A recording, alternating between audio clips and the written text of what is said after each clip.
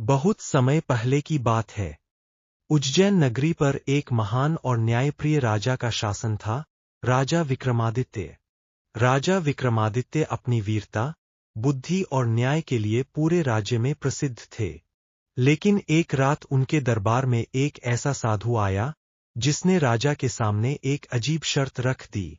साधु ने कहा, राजन, यदि आप सचमुच इतने वीर हैं, तो मेरे लिए एक काम कर दीजिए। राजा ने पूछा, कहो, क्या करना होगा? साधु बोला, घने जंगल के बीच एक पुराना श्मशान है।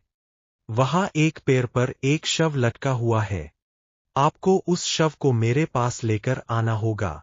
राजा ने बिना डरे उसकी बात स्वीकार कर ली। आधी रात का समय था। चारों ओर घना अंधकार था। दूर कहीं जंगली जानवरों की आवाजें सुनाई दे रही थीं। राजा विक्रम तलवार लेकर अकेले श्मशान की ओर बढ़ते गए। श्मशान में पहुंचकर उन्होंने चारों ओर देखा।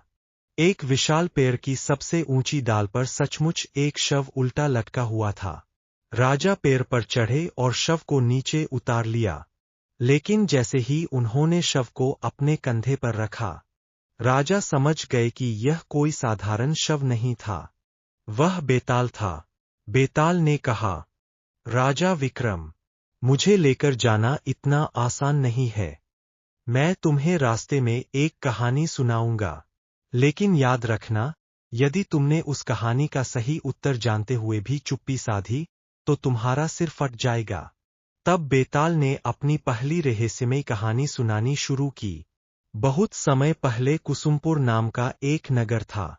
वहां विष्णु स्वामी नाम का एक विद्वान ब्राह्मण रहता था। उसके 4 पुत्र थे। कुछ समय बाद विष्णु स्वामी की मृत्यु हो गई। उनके रिश्तेदारों ने उनकी सारी संपत्ति अपने अधिकार में ले ली।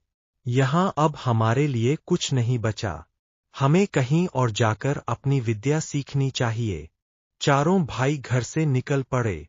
वे कई दिनों तक यात्रा करते रहे और अंत में एक ऐसे स्थान पर पहुंचे जहां उन्होंने अलग अलग विद्याएं सीखने का निश्चय किया। अब प्रत्येक भाई के पास एक अद्भुत विद्या थी।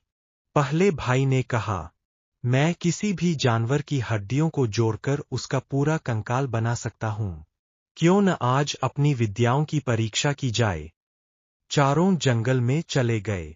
कुछ दूर जाने पर उन्हें जमीन पर किसी बड़े जानवर की हड्डियां दिखाई दीं।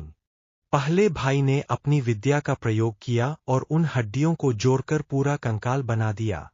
दूसरे भाई ने उस कंकाल पर मांस और रक्त उत्पन्न कर दिया।